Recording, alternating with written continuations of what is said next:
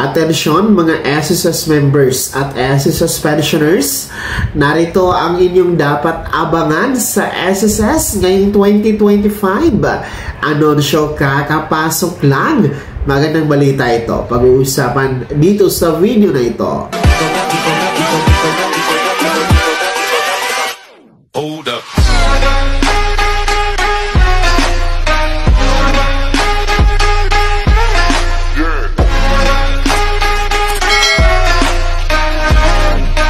Hello mga ka-vlogs! Welcome dito sa aking YouTube channel. Magandang araw po sa lahat ng mga manonood. Saan po kayong dako sa mundo? Kumusta kayo mga ka-vlogs?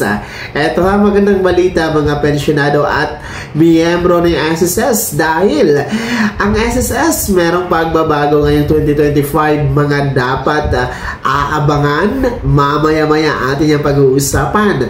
Pero bago ang lahat, kung bago ka pa lang dito sa aking YouTube channel o di kaya hindi ka pa nakasubscribe, i-click nyo muna ang ating subscribe button na nasa baba. Huwag nyo kalimutan na pindutin ang notification bell.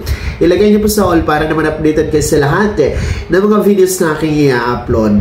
So, eto na, makinig mga miyembro at pensyonado ni SSS. Magandang balita dahil pagbabago ngayong 2025 at mga dapat aabangan sa SSS ay inilatag po nito, no?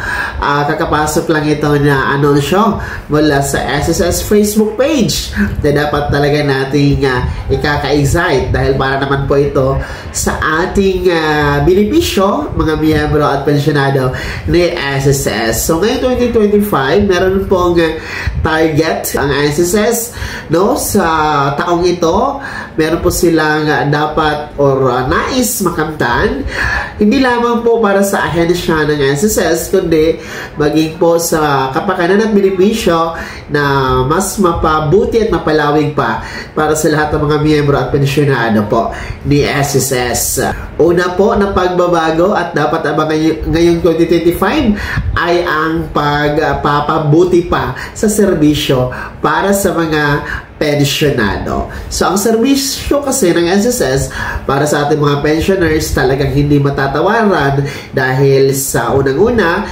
yung buwan ng pensyon, wala yung palta. Every month talaga yan binibigay ni SSS, pinoprovide ni SSS. Aside from that, every December ay namimigay po si SSS ng bonus o 13th month para sa mga pensyonado. Wala yung palta, yung 13th month na yan o bonus every December. Since 1988 pa yan sinimulan, walang palta talaga, no?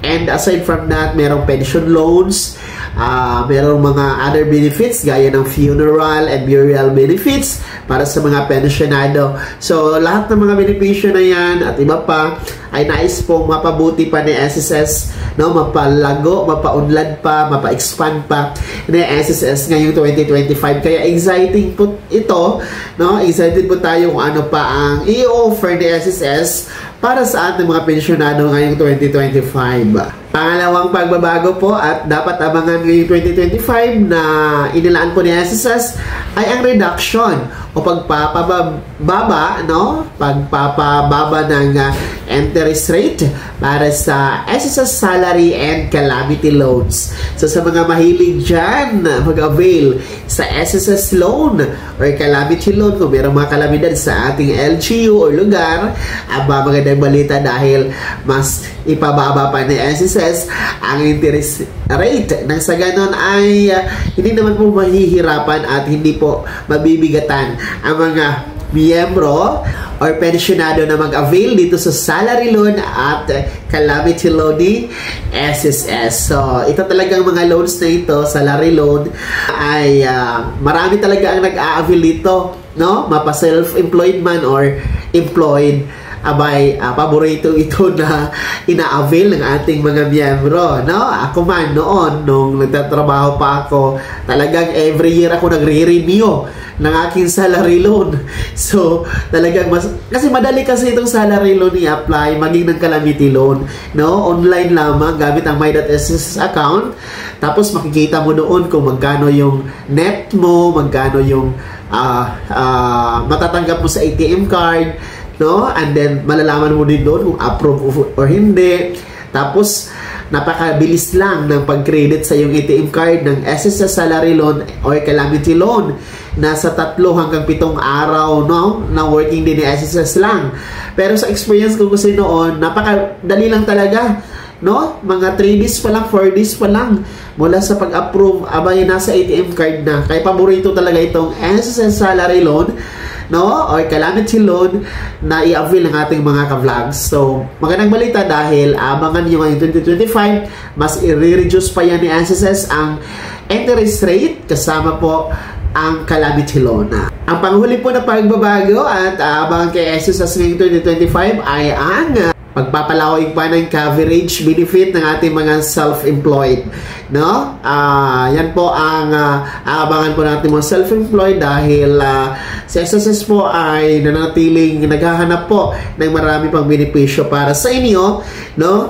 Simula yan ngayong 2025. So itong mga target na ito na sinasabi po natin ay bahagi po ng layunin ni SSS, sa vision ni SSS na magkaroon po o makapag-provide ng mas mabuti pang serbisyo at benepisyo para sa mga bawat miyembro nito na magkaroon po ng proteksyon at syempre, no, ang layunin talaga nila ay makatulong sa bawat pamilyang Pilipino na miyembro dito. So yan po ang ating aabangan. Napakaganda, no? Napakahalaga nitong mga targets na ito na sinasabi ni SSS, no, ngayong taon 2025. Yan ang ating aabangan. Excited ito dahil para po ito sa kapakanan at benepisyo po nating mga miyembro maging ng mga pensyonado.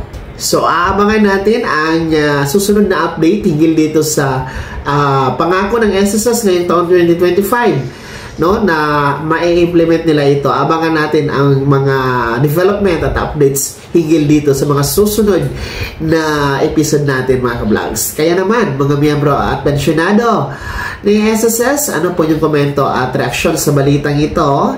No, kayo ba ay nagagalak dito sa target ni SSS ngayong 2025? Ibahagi nyo po sa comment section na nasa baba, pakilakip ng buong pangalan at kung taga saan kayo. Bago ako magtapos sa video na to, kung gusto nyo po sumuporta sa aking YouTube channel, maaari nyo pong i-click ang ating super thanks button na nasa baba. Sa mga gusto maging miyembro, pwede po i-click nyo po ating join button. Maraming perks dyan, mga ka-vlogs.